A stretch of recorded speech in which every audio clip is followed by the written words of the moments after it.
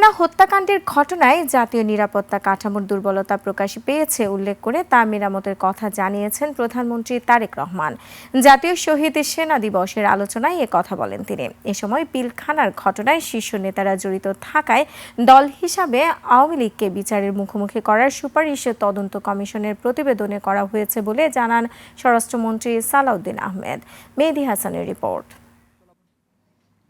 2009 সালে পিলখানা হত্যাকাণ্ডের শহীদ পরিবারদের সম্মানে ঢাকা সেনানিবাসের আর্মি মাল্টিপারপাস হলে এই আলোচনা সভা ও ইফতার স্মরণ করছি। সেই সভায় 25 ফেব্রুয়ারিকে জাতীয় শহীদ সেনা দিবস ঘোষণা করায় প্রধানমন্ত্রীর প্রতি কৃতজ্ঞতা জানান শহীদ পরিবারের সদস্যরা। একই সাথে পিলখানার ঘটনায় বিদায়ী অন্তর্বর্তী সরকারের গঠন করা স্বাধীন জাতীয় তদন্ত কমিশনের রিপোর্ট প্রকাশের দাবি জানান তারা।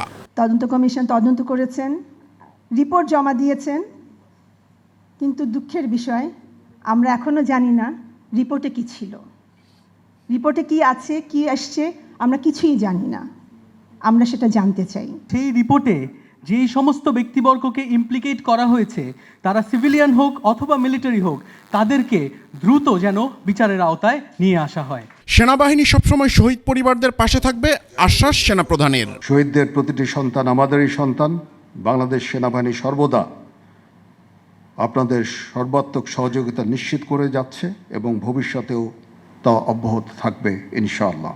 বক্তব্য দিতে গিয়ে তদন্ত কমিশনের রিপোর্টের কিছু অংশ পড়ে শোনান স্বরাষ্ট্রমন্ত্রী। রিপোর্টে আওয়ামী লীগের বিচারের কথা বলা হয়েছে। রাজনৈতিক সংগঠন হিসেবে আওয়ামী লীগের শীর্ষ নেতৃত্বরাই এই ষড়যন্ত্রের সাথে লিপ্ত ছিল। কমিশনের রিপোর্ট দেশের স্বাধীনতা ও সার্বভৌমত্ব বিরোধী এহেন কাজের জন্য দল হিসেবে আওয়ামী লীগের বিরুদ্ধে আইনানুগ ব্যবস্থা গ্রহণ করতে হবে। প্রধানমন্ত্রী বলেন, পিলখানার ঘটনা জাতীয় জীবনে ক্ষত সৃষ্টি করেছে, এ ক্ষত সারাতে হবে।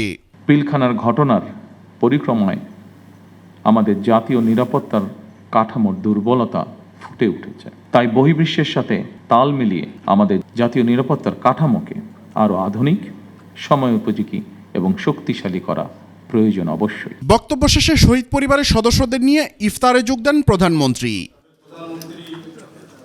মেহেদী হাসান, 21 টেলিভিশন, ঢাকা।